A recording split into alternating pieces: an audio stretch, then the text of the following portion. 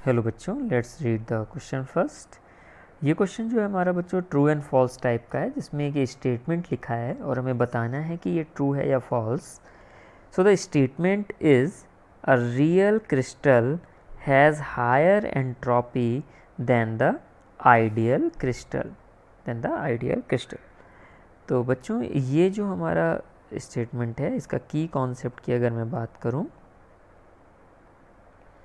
तो वो रिलेटेड है थर्ड लॉ ऑफ थर्मोडायनेमिक्स।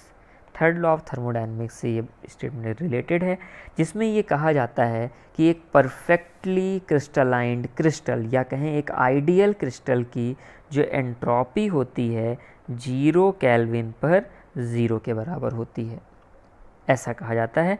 जबकि ये आइडियल के लिए है, और अगर कोई रियल क्रिस्टल है तो उसकी 0 केल्विन पे भी एंट्रोपी 0 नहीं होके कुछ ना कुछ पॉजिटिव पाई जाती है, जिसे रेसिडुअल एंट्रोपी भी बोला जाता है। इट मीन्स दैट इसका रीज़न का अगर मैं बताने की कोशिश करूँ तो ऐसा कहा जाता है आइडियल क्रिस्टल इज़ लाइक वहाँ पे कोई भी वाइब्रेशन नहीं होंगे, किसी भी प्रकार का कोई डिस्ट्रप्शन नहीं होगा, जो मॉलिक्यूल हैं, जो एटम हैं, आयंस हैं, वो अपने प्रॉपर प्लेस पे होंगे।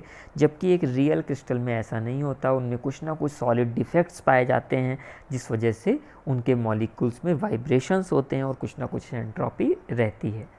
अब इसके बाद आप सोच सकते हैं कि जैसे जैसे आप टेम्परेचर बढ़ाएंगे भी, उसके साथ ये जो एक्स्ट्रा एंट्रोपी है वो रियल क्रिस्टल की, वो एक्स्ट्रा और भी ज़्यादा इंक्रीज़ होती चली जाएगी।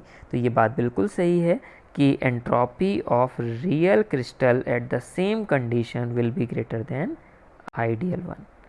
तो ये बिल्कुल सही है। ये इसका जो आंसर लिखेंगे हम लोग बच्चों ट्रू लिखेंगे। ये स्टेटमेंट इज़ ट्रू।